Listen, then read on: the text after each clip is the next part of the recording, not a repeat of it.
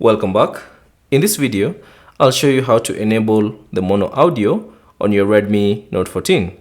So I'm using the Redmi Note 14 Pro Plus, but the same steps should apply for the other Redmi Note 14 phones.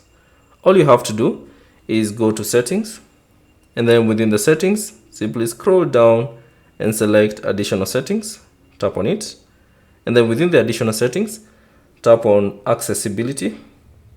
And then within the accessibility options, simply tap on the hearing section. So tap on it, and then you should see the option mono audio. So if you like to enable it, simply tap on the toggle switch icon, and that will enable mono audio on your Redmi Note 14. Thanks for watching. If you have any questions, leave them down in the comment section below. And if you found this video useful, consider leaving a like and subscribe to the channel.